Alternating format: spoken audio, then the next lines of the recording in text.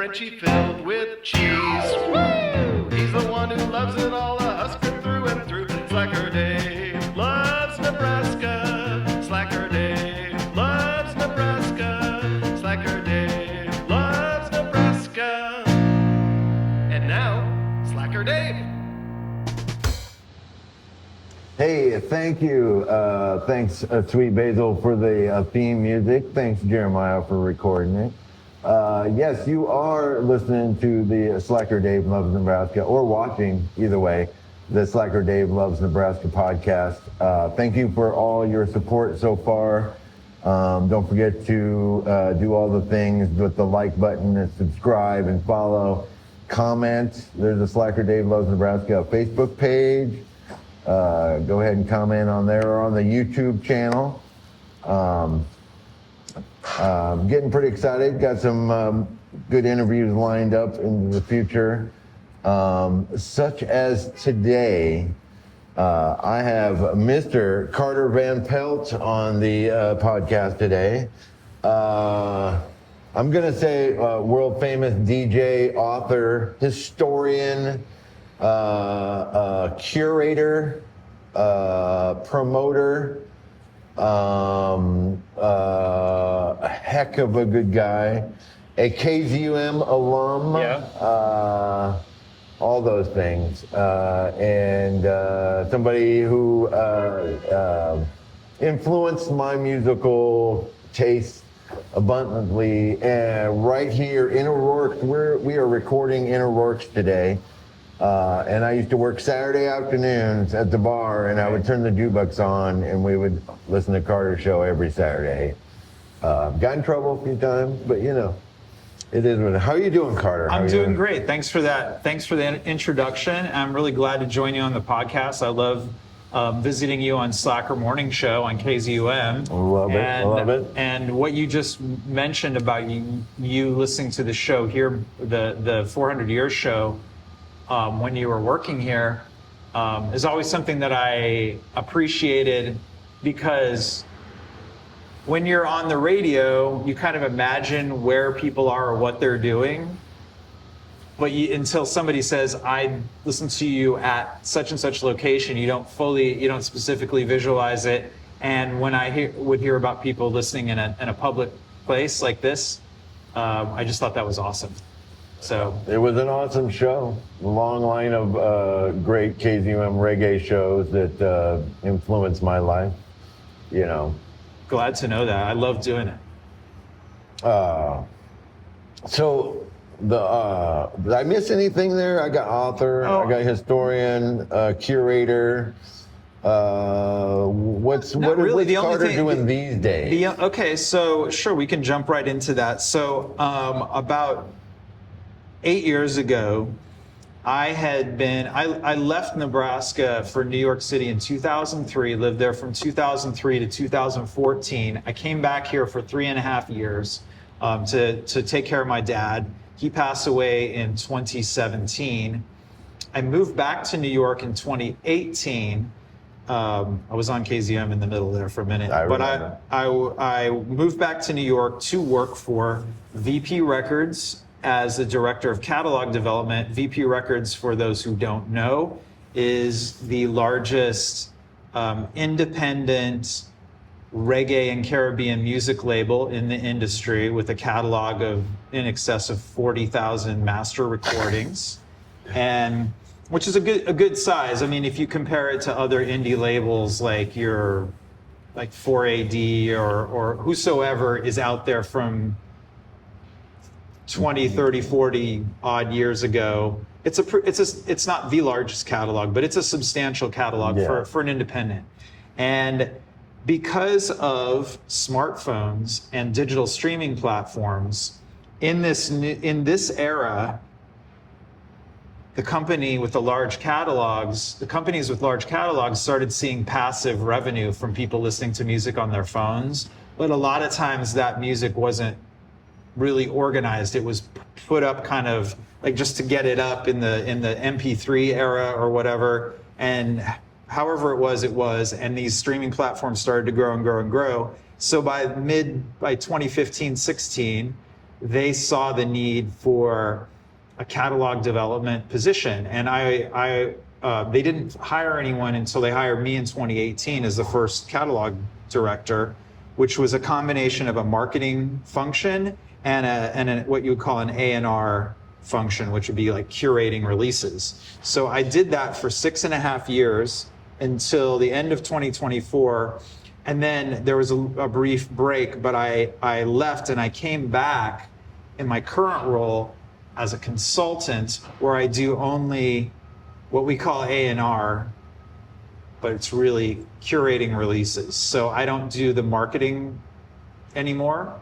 I just create releases. So a lot of what I do, you would never even really notice it, except if you're streaming reggae on your phone.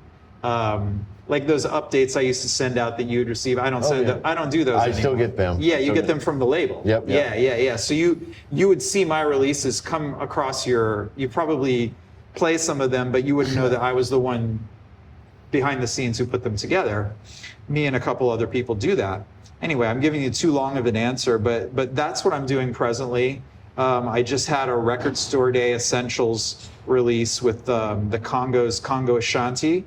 And I've got a whole bunch of projects upcoming 2026 and 27, and a bunch of digital singles that were out in the last year, and some other bigger projects on the horizon. But it's been good. My hobby became my job. I listen to reggae for a living. That's yep. Crazy. I hope, I just hope it doesn't taint you. Because, things you love sometimes become... No, so a very wise friend of mine once said, beware of a hobby that becomes a job. And I can see that, I know the downside risk of that. And in a way, that's why I wanted to change the nature of the full-time position I had and work as a consultant, so that I could kind of focus on the thing that was most meaningful to me, and that I could make sure the passion was there. Because I found it more difficult, sometimes very difficult, to be handed somebody else's project that I had I had no creative input into it, but now I have to convince people to listen to it or find the marketing rationale for it. Yeah. Your heart's not. It's not a want to have to because you want to. It's a have to because somebody else needs you to do. Yeah, absolutely. And it's important because the company can't just put something out and then not put any energy behind promoting it. But a lot of times those things also, they worked out just fine. Like I was involved with a project called We Remember Bob Andy that I had nothing to do with creatively, but because of who the artist was and the artists on the project, I was able to get behind it. In that capacity, I also worked on a number of projects with the producer King Jammy, and I think getting to know him was really cool. Yeah, all hail King Jammy. Getting to know him and visit him at his studio in Jamaica and work on his projects. And I still do catalog curation of his back catalog, which VP manages. So yeah. Now, I don't know, not a lot of people are going to know this, but you dropped just like a serious legend name like it was nothing. You just said King Jammy, you worked with King Jammy like it's nothing. To me, he's put out some of the best music, some of my favorite. When I had the reggae show on, I would have a segment, it was just King Jammy and King Tubby. So it was, 20 minutes of King Jammy and King Tubby, it's weird that somebody I know knows somebody that famous. And so that's what I'm what I mean. Yeah, I think that at a distance, as fans of music, it's easy to you listen to this music that comes from another place and another time, and you elevate the stature of it in your mind because it seems so unreachable. But you find out people like that are just like everyday people in their own neighborhood and very down to earth. And he's not, and why who he is, he's not enough of a household name that it ever went to his head he's a, the ego is there, but it's not out of control like some performers, right? Yeah. So he's very, very approachable and, genuinely appreciates when people know who he is. So he'd be thrilled with your enthusiasm for him. And he's a great storyteller, and just being around his studio, you just pick up so many little nuggets. So, like you were talking before we got on, all you need is a gosh darn smartphone and some mics, and you should get these stories down on tape or video. I know. I used to do it a lot when back in the days of, I used to be a magazine writer. I have a degree in journalism from the University of Nebraska. This is just like a new magazine, Yeah, it's the new magazine. And I prefer longer form, if not long form content. I don't love short form in the way we carve this stuff up for social media into these little tiny snippets. The clips and the reels. Yeah. It's a little bit shallow. So the idea, I like the podcast format is great to me. It's just like the interview, the conversation is great. And back in the day, when I say in the day, in the 90s, when I was on KZUM, I had access by virtue of going to a lot of reggae festivals here in the States, and I go to Jamaica too. I just had access to artists in a way that I could gather a lot of interviews. I've done a good chunk of interviews.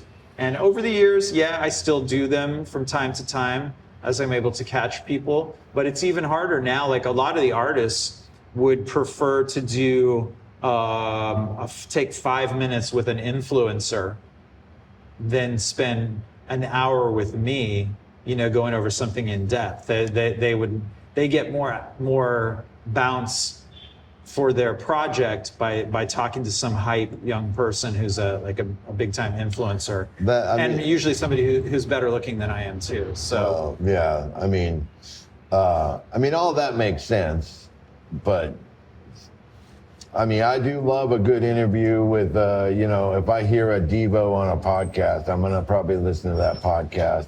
And because I love listening to all the long stories, None of what I just said is a reason why I wouldn't or shouldn't or won't do it. I'm going to do it. Yeah. And even for me, one of the things that's appealing is the idea of taking some of those interviews with people who are no longer alive, who are very important. Like, I was the last person to interview Dennis Brown before he died. I would love to. I have good relations with his daughter and his widow. And just to get permission from them to animate the interview.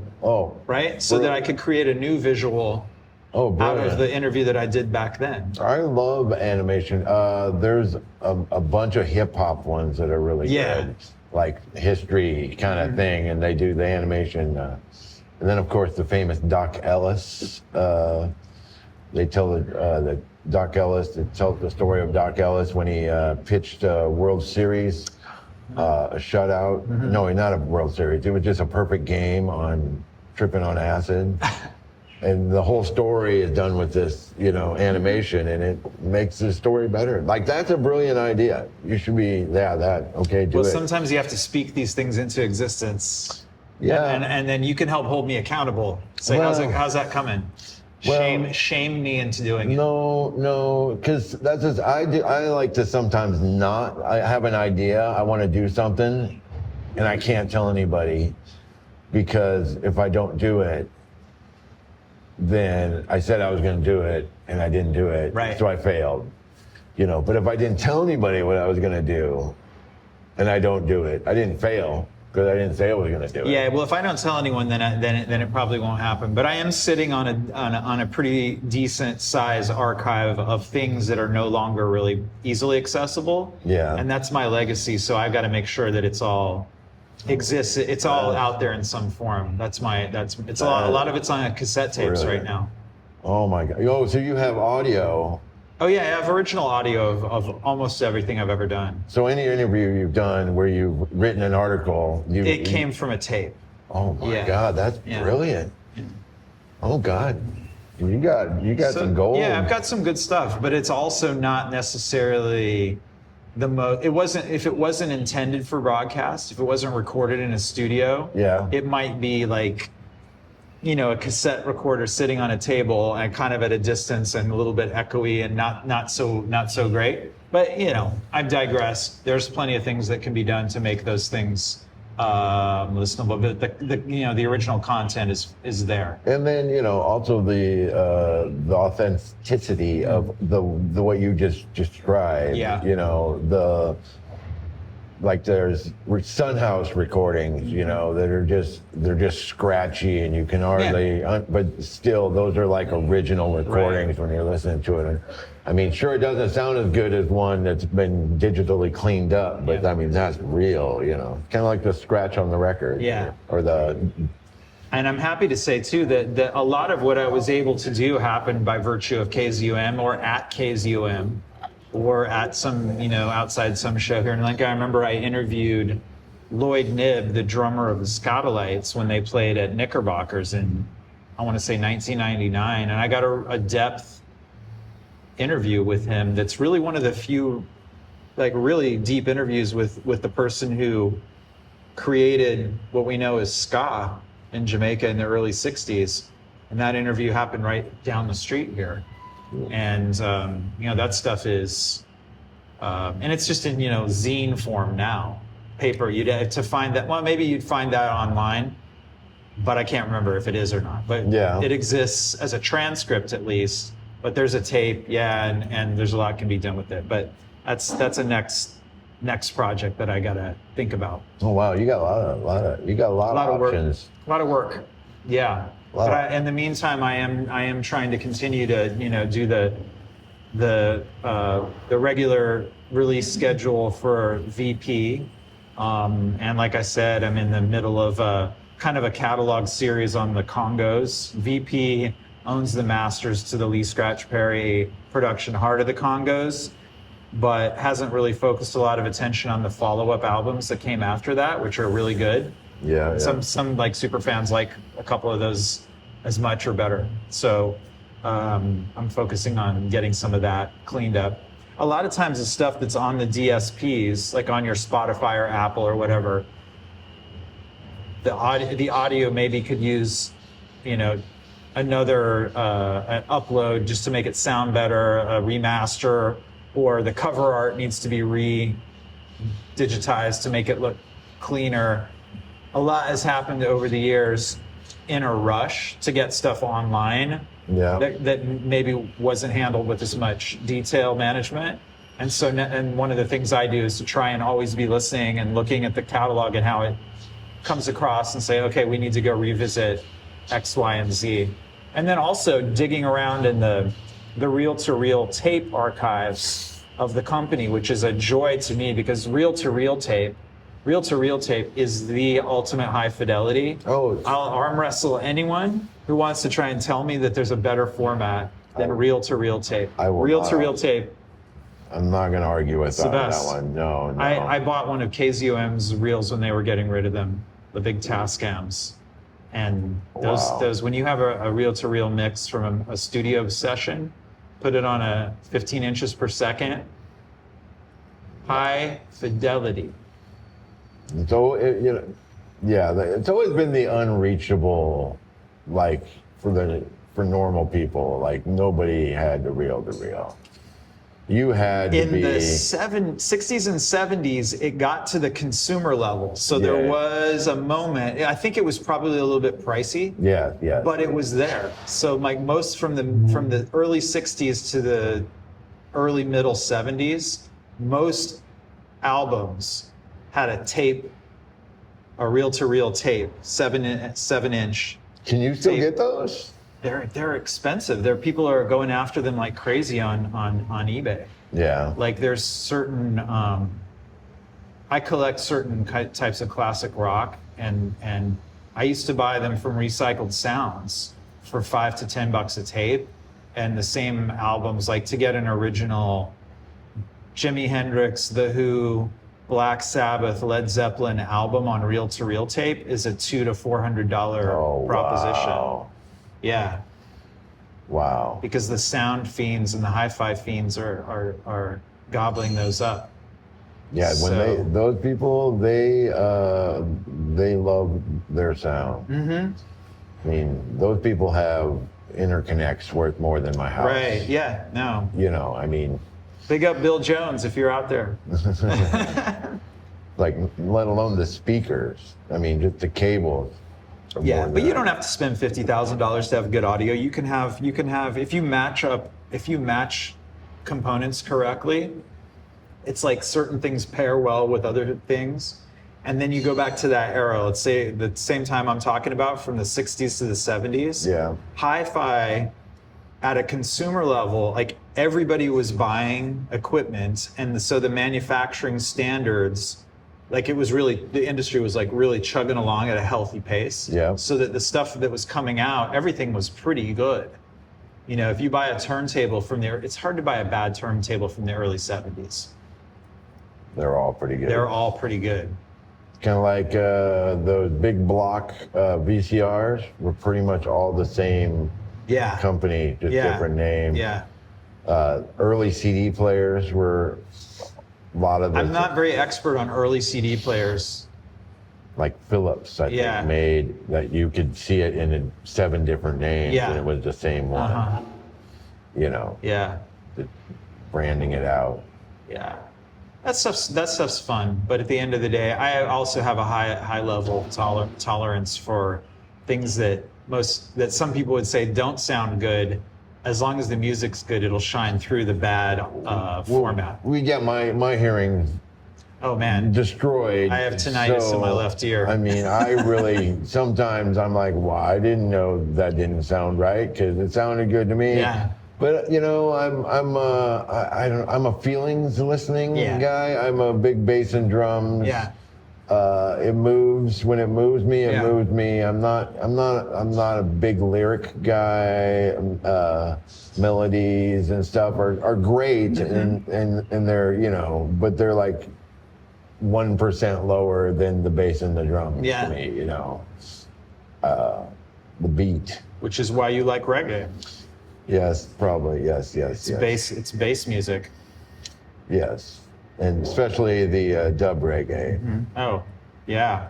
And incidentally, I'm running the projects I'm so excited about right now, and I hope to be able to sneak preview a track or two on your show on this week. Oh yeah. Which is a follow-up to Prince Fatty Meets the Gorgon, which was a project that I produced curated, executive produced, whatever you want to call it, in 2023 with the British engineer Prince Fatty, who's Mike Pelanconi, he produced Holly Cook and works a lot with MC Horseman, and he's a stalwart of the British reggae scene. And I picked 10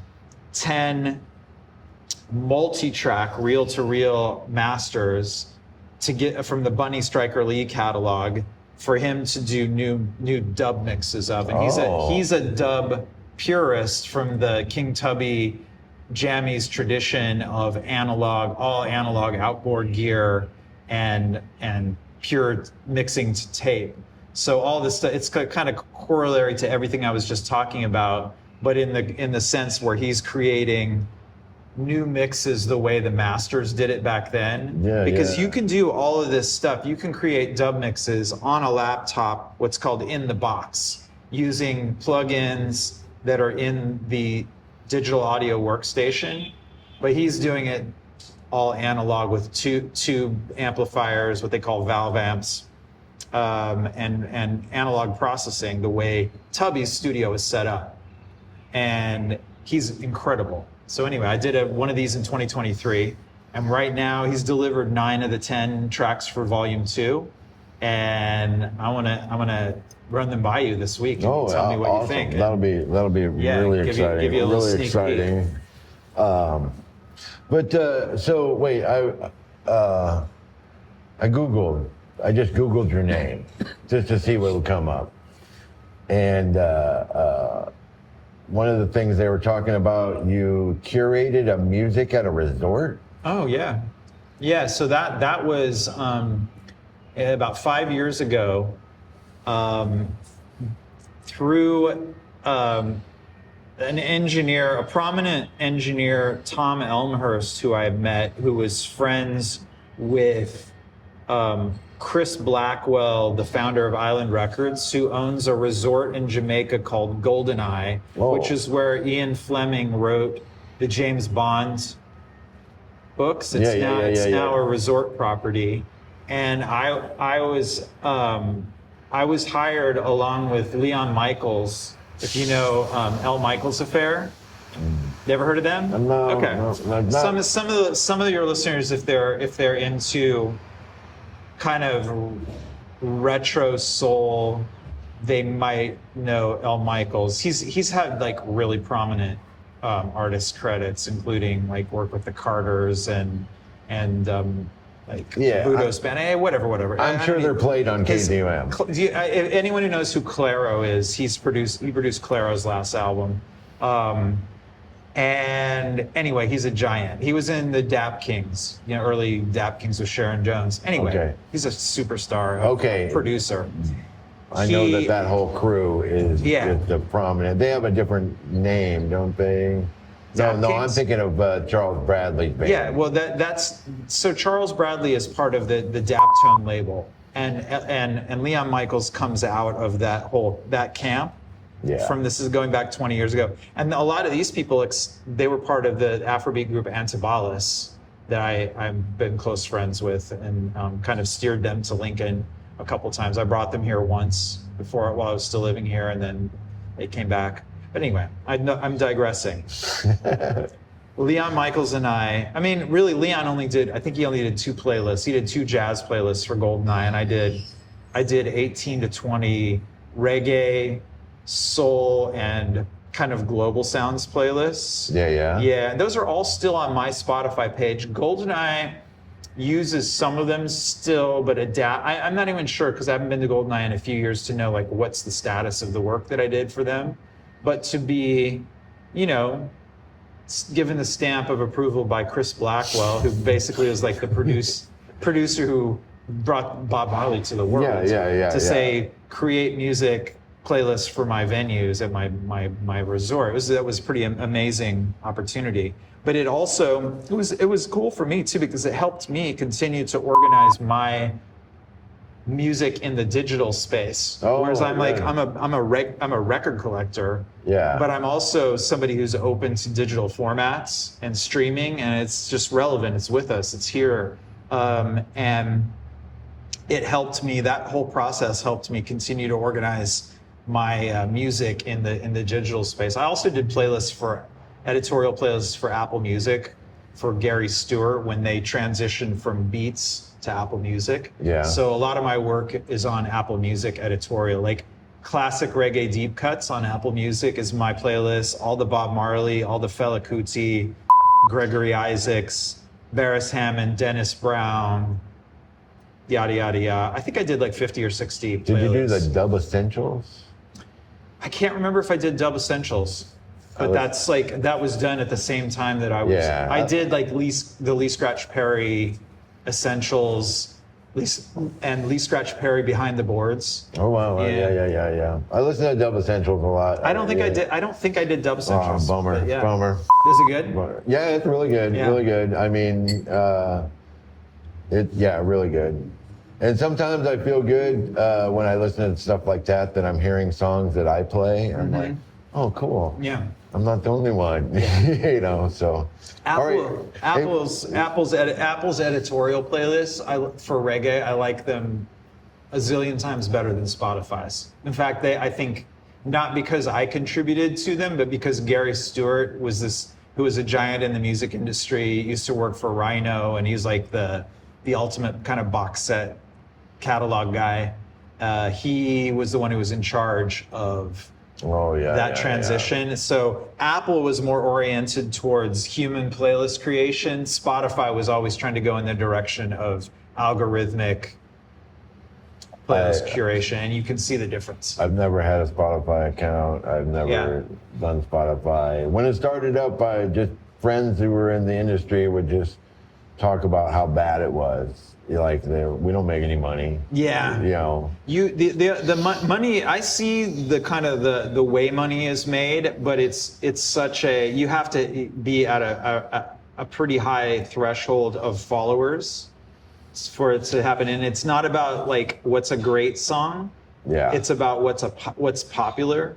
So like the legacy tracks, for me, like right now, if I was going to put out a digital catalog single, I would gravitate towards looking first at the artists that have the big following, whether that's Ika Mouse or Barrington Levy or Gregory or Dennis Brown, and then try to look and see, do we have any alternate or unreleased mixes of any of the more popular tunes? Because I know if I can reintroduce those into the digital space, it will naturally do better than if I say, oh, I've got this unreleased, super obscure track by this artist.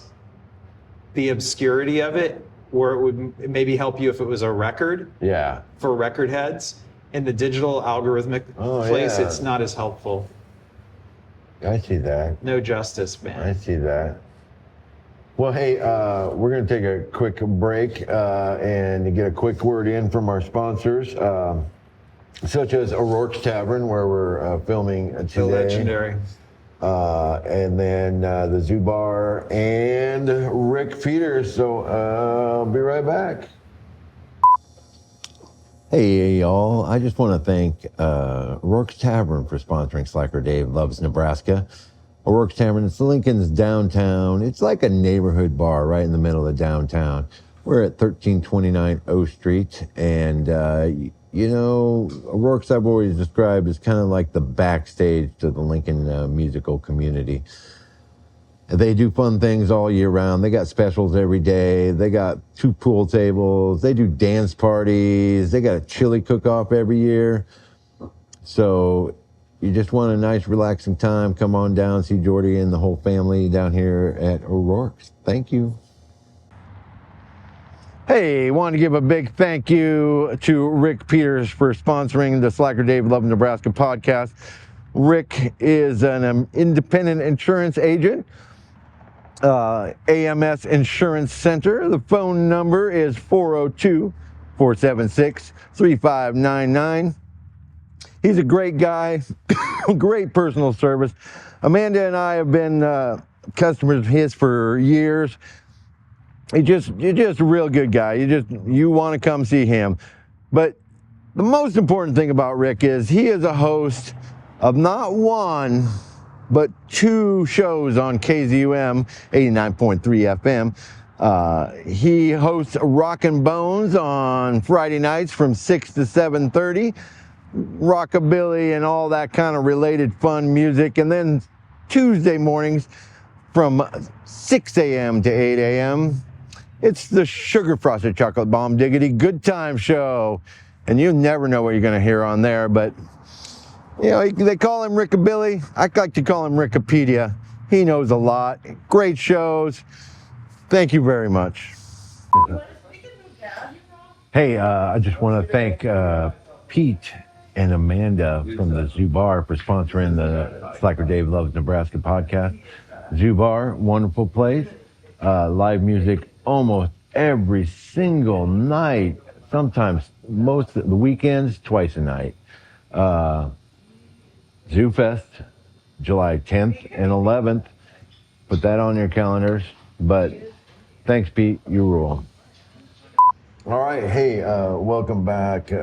Thank you once again to O'Rourke's, the Zoo Bar, and Rick Peters, Rickopedia. Once again, I am with Carter Van Pelt. We are at the lovely and famous O'Rourke's Tavern. Just talking the life of Carter Van Pelt. Dreamy life, but a lot of hard work. Well, yeah, I mean, and I also, I've tried to find the North Star of my passion, you know? Yeah. And I've been very fortunate that I've been able to continue to do things that are meaningful over the years. I mean, the luxury probably, not having children is a mixed blessing, but the positive side of it for me has been that I've been able to pursue those passions at sometimes, with financial risk or whatever you want to call it. Yeah. Not big financial upside, but just try to do things that I feel strongly about. So I'm grateful for that. But I love being from Nebraska and Lincoln specifically, and just the sort of humility and opportunities that are unique to being from here, and that to have access to the artists I've had access to, because people would tour through here necessarily on their way from Chicago or Minneapolis to Denver, wherever they were going, and we would see shows in the middle of the week, and I would be able to. So once again, how does a kid? How old were you, and how does a kid from Lincoln, Nebraska, start his journey to where you are at so far in your life of being a reggae historian and author and curator and? Yeah, so there are a couple of moments along the way that were important. I was born in 1970, so I'm 56 now.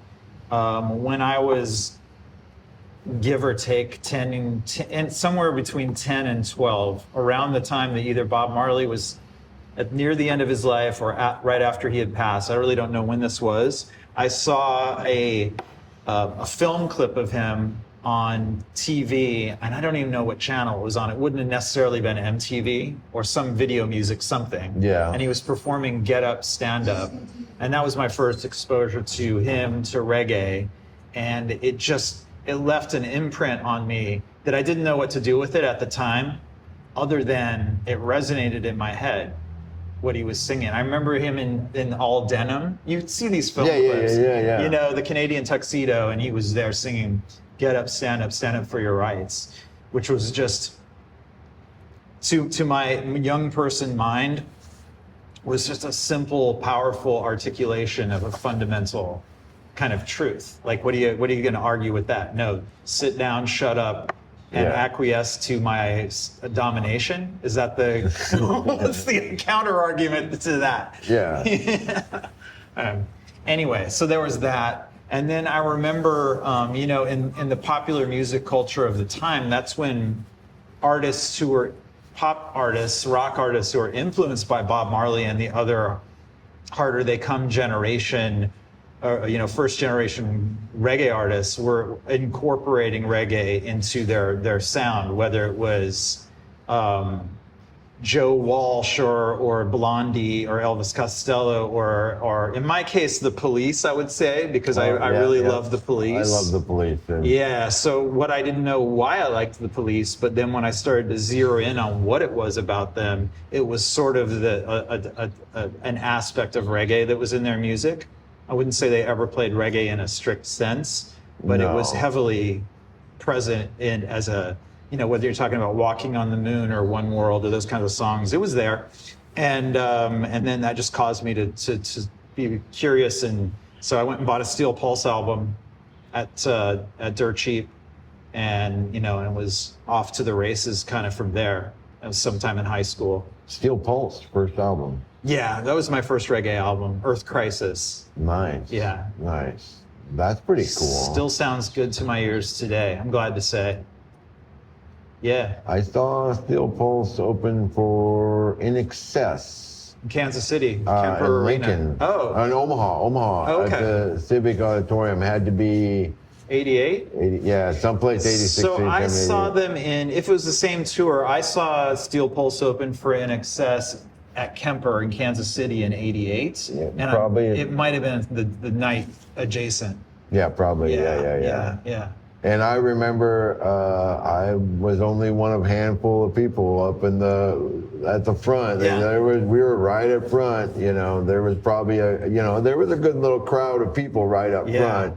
But you turned around and 98% of the people are just hanging out talking, waiting for the other band to come on. And I was like, I don't know, that's pretty good. You're missing out.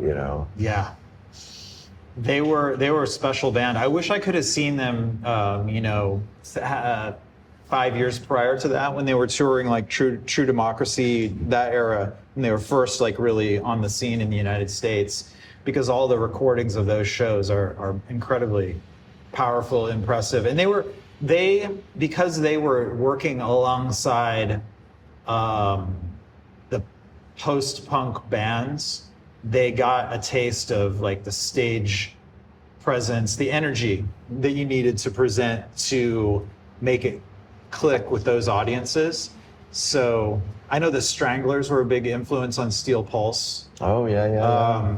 And they obviously were around the Police. Golden Brown is one of the top songs in my, in my top 100 songs, which is probably 700 minimum. Yeah, okay, I gotcha. Golden Brown's right up in there, I would say that. Yeah, the Stranglers are a good band. That's a whole different podcast. But, Yeah. So Steel Pulse, yeah, that was transitional. And from there on, I just started digging. Like, I remember again, it's funny. It goes back to what back then. What did you have access to in the record store if you were barely hearing it? Where were you hearing this music? There's going to be a cassette tape that somebody made for you. Yeah. You tape something off of KZUM. Yes. And big up Reggae and Reggae Got Soul and Dan and Patsy, or otherwise known as Batman and Pete. Like Batman's a big reggae mentor for me. Yeah, not like friend reggae mentor, but like Batman, like those shows were my, giving birth. I mean, I liked reggae before, whatever I heard, I liked. But once I heard those shows on KZUM, I was hooked. Mm-hmm. I mean, someplace in my house, I have to have like 72 tapes of every show that every time they're on, I had to make sure I was home to get on the cassette player and tape their show, because you weren't going to get that anywhere else. No. It's really incredible what Dan and Patsy did with just keeping current. Like they were getting all this up-to-date dance hall from Jamaica in the early 90s. That was crazy that Lincoln had access to that back then. Yeah, the record collection in KZUM used to be quite impressive. Yeah, but just thinking about going to Dirt Cheap, Twisters, Pickles, those stores, and looking through. My education was just flipping through a rack of reggae albums that was not that deep, but that was like, okay, I'm looking at it, I'm like, what's this? What's this? What's this?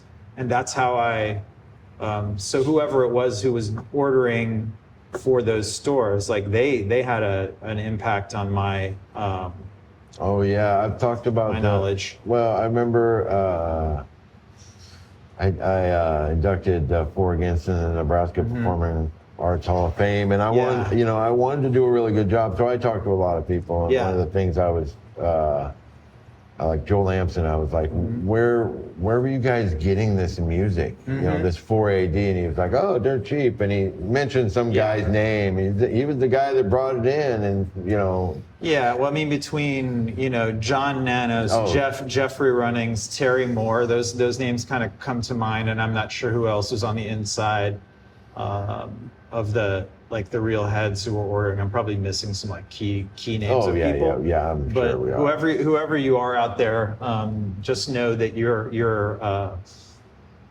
legacy is appreciated, because I think Lincoln had a lot of really good, amazing tastemakers. Oh yeah. If you come from here and you were really paying attention via those channels, and you find yourself in conversation with whoever from wherever in the United States talking about music, you could, probably had a chance of having decent taste and knowing a few things about music.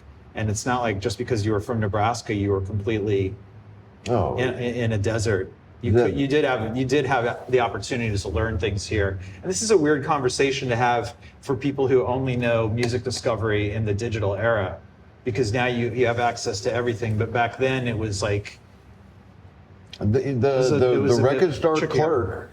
I mean, they made a whole movie, the Empire Records kind of, but the record store clerk was a pinnacle, feature in the Yeah. They could tell. I've told the story before, like John Nanos. I could, didn't really know him that well. I know him really well now, but Cool. back when I first met him, Tell him I said hey. he was working at Pickles, and like I could walk in and be looking, and he was like, "Hey, try this," and it was the perfect thing. He didn't. I don't know. Did he just pay attention to what everybody bought and then just went, with it, or did he just know? When he went into real estate one time, a few years later, he told me, I hadn't seen him for a while, and he told me that, finding people a house is just the same thing as finding people music they would like. That is brilliant. I've never thought of it. That's a great line. You just have to understand the client, right? Yeah. And he obviously was paying attention to what people liked and could say, is that just what you experienced? But then there was always the people that just worked at him, like the Janet Frostizers, and and they all, you just knew these people, you just trusted their tastes. It's kind of like the reviewer, where the reviewer doesn't like something for a reason. You're like, I need to listen to this now because he hates what I like. Right. Big up Janet too. I'm glad you called her out. She and I went to high school together. She's a few years older. She's been all over the internet in the last couple weeks. Her and John and Bernie standing at the Nirvana show. There's been the one picture that. Big up John. Big up Bernie. This post has been shared about it was like the reunion day, the May 13th, which was the anniversary, and there's somebody made a post and it just got shared all over the internet. So she's been everywhere. She's famous now. She's internet famous. She went viral. She went viral. And then Bernie is already famous, but I know Bernie's been going through his photos. Oh yeah, that's pretty cool. Yeah, it's a great project. Yeah, that's a huge project. That is publicly holding yourself accountable to your stated project goal. Like, you know what I mean? He's showing everyone the process as he puts it out there, so you can't stop. He's on the hook now. I love Bernie McGinn. Big up Bernie and Tammy and Stella. Oh yeah. Great people. They were great Lincoln friends. So, books. What books have you written? I haven't written any books. I've just written book chapters. Book chapters? Yeah, magazine you articles. wrote a whole book one. No? Nope. I'm an idiot. I used to publish a zine. Maybe. But no. I mean, I'm sure that somewhere, if I got organized with all of this stuff, I could put it. There's definitely enough for a book, but that book has not been written. But you know what you've done that most people haven't? Put together the giantest box set of music ever. That was a big legacy project for me. Yeah, it was called Down in Jamaica: 40 Years of VP Records, and same company I was talking about at the outset. My first project that I worked on when I started there as director of catalog in 2018 was their 40th anniversary retrospective box set. And it's a multi-format box with 4 CDs, 4 12-inch singles, 4 7-inch singles, a book, and some collector cards of prominent artists. But the point of it is to show 40 years of the progression of the label from 1977 basically to 2018. And yeah, it came together really well. I mean, I would say for a 100-track retrospective, it was 95% of what I envisioned or wanted it to be. Always with a project like that, you're going to run into some barriers on licensing, like some stuff that they had early on or that they distributed. But now we couldn't get it back. Yeah. And there were some key pieces like One Blood by Junior Reid was a huge track for him and a big track that the label distributed, but Junior was not willing to license that at the time. I think Ragamuffin by Coffee, which was a breakout track for her career, it happened right before that, and they had just moved that whole that track was licensed onto Coffee's like whatever RCA or whatever major label she ended up on, so we couldn't get that one back. There were a couple of others, an Anthony B track, whatever. Why am I even saying that? I'm like being self-critical of something that was otherwise like, pretty near the mark. Yeah, nothing's ever going to be perfect, but I think about those. Yeah. If only I could have gotten those, but it was cool. Like when you look at it, when you step back and look at it as a whole, you say, wow, this label did all of this. It's like, wow, that's a good body of work. So they were happy with it. I was happy with it. It was ambitious in terms of its size and the expense to have a project like that. But it's done well, both in terms of the physical sales and on streaming. It's streamed really well. So you can stream it now. It's called Down in Jamaica, 40 Years of VP Records. Wow. And listen to most of it. The way we did it though, the vinyl part is strictly vinyl. And so there's tracks there that don't stream. The CD part is the part that streams. That makes sense. The idea at the time, I was very much of the mindset of, let's keep some stuff out of the digital realm. Yeah, you can bring them back later. Yeah, it can happen anytime. 10 years from now, like, hey, we just added these. Right. Yep. So are you still doing the Boardwalk? The summer series, Summer series. What's it now? Yeah, so it's called the Summer Sound System series. It started as Coney Island Reggae on the Boardwalk in 2010, which is now 16 years ago, June of 2010. So it's 16 years next month. And through the years that has grown. This is a outdoor Jamaican style sound system where we set up big speaker boxes, and it's vinyl only DJ thing like they do in Jamaica. And over the years, it's grown to be like a really well loved, I'm happy to say, a part of the summer. The summer cultural life of New York City, and definitely the reggae community in New York, and has spawned some kind of similar events and helped keep vinyl DJ culture alive, even though I didn't even think of it as like, I'm not trying to do this because it's vinyl. I just did it because vinyl was natural format to me. And now I realize I was way ahead of the vinyl revival. Doing it. It also it's a what's the word I'm looking for? A barrier. Like, if you're not vinyl, No, I mean, a lot of people want to play the event, and it's so. Oh, I would love to on my laptop. You get that right. That's the way. That's kind of my filter. Is that I've got so many vinyl DJs who want to play it, and then a zillion laptop DJs on top of that. So. In order to keep myself sane, I've kept it vinyl only. That's big respect for that, though. Still challenging. But anyway, now it's called the Summer Sound System Series, which is the umbrella for Coney Island Reggae, for Reggae on the Boardwalk Rockaways, and Reggae Under the Bridge. Reggae Under the Bridge has now become like the central pillars of it. I do 3 of those at the K Bridge Park, which is under the Brooklyn Queens Expressway that connects those 2 boroughs from Greenpoint, Brooklyn. So it's in Greenpoint, Brooklyn, under the Kosciuszko Bridge. And I do those 3 times. You can find the details on Instagram if you're going to be in New York City. It's on Instagram and Facebook. Summer Sound System Series. You can search for that, or Coney Island Reggae. June 14th is the first one, and there's a total of 5 events across the summer, and it's been amazing. I mean, the number of people who have just kind of dropped in and been a part of it, who I could have not even have been able to orchestrate booking certain people. They've just come. Right, they just show up and like, hey, can I do half an hour or whatever? Yeah, well, yeah. I mean, like, hang out. Just hang out, or more than anything, those who have come and just like picked up the microphone and sang one of their songs or 2 of their songs. That's been remarkable.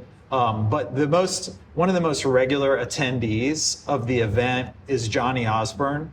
Also, to a similar extent, is Sister Carol. They live in the New York City area. 2 years ago. But Johnny comes to almost all of them. Johnny loves the event. Yeah. So I've booked him to be a participant. He's participated just out of feeling the vibes. And he just comes and hangs out and listens to music. Nice. That's the best thing. It's like, I don't need Johnny Osborne I'd love to have Johnny be a part of every event on the mic because he's one of the best to ever do it. But just to look out and see Johnny just vibing. Yeah. Yeah, that's pretty cool. It's amazing to me. Cool. Yeah. You got anybody big lined up for this year? I'm lining them, but I can't announce anything ahead of time because I don't have that stuff fully locked in. But one of the beauties, and maybe it's the slacker in me, if you'll forgive the term, is that I've deliberately never tried to bill headliners on it.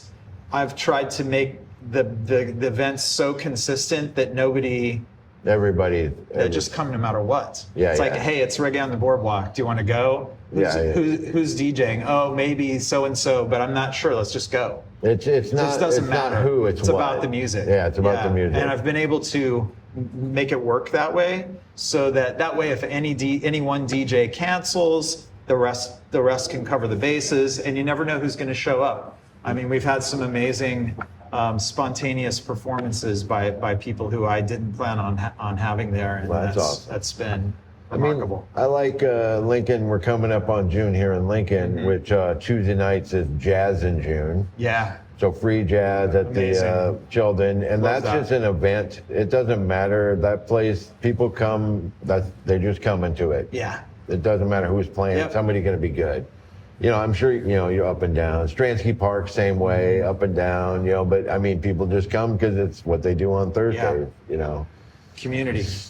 And then there's the Hub series, and then the Mill in the Telephone District has something on one Friday every month or something like it. Just there's so much free, exciting arts to do in the city of Lincoln and I'm just talking about Lincoln. I mean, I'm not even knowledgeable what goes on in Omaha. They have similar kind of things and even bigger things, but I just love the arts. I think more people need to just come and listen to music, dance, or just 100%. stand there, Just go and talk to another human being. Yeah. While we can. So, couple things. Yeah. You born in Lincoln? Yeah. Bryan Hospital. Bryan Hospital or not Lincoln General, but actual Bryan. Yeah. So now it's Bryan East and Bryan West. Right. Okay. Bryan East then. Yeah. Yep. I was born out there, son of Samuel and Nancy Van Pelt, and brother to Allison Nesper and Bob Van Pelt. And I'm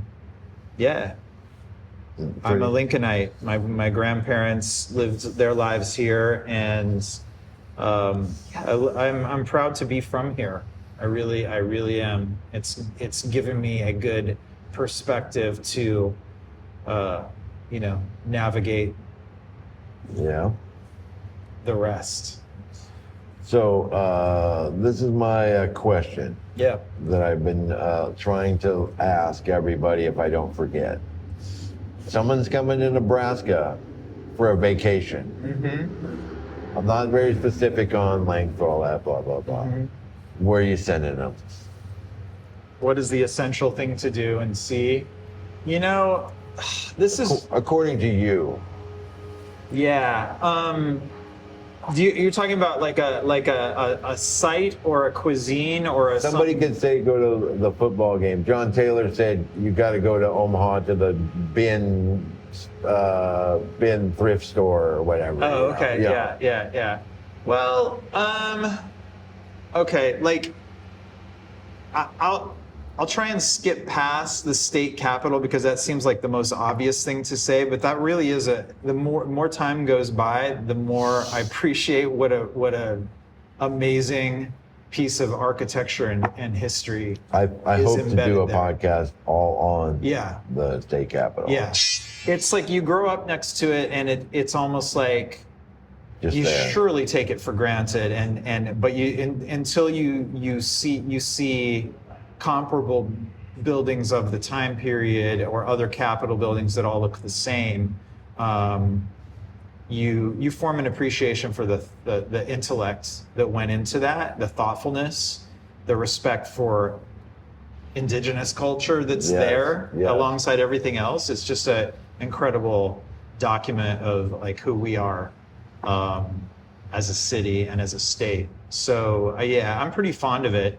But in terms of like,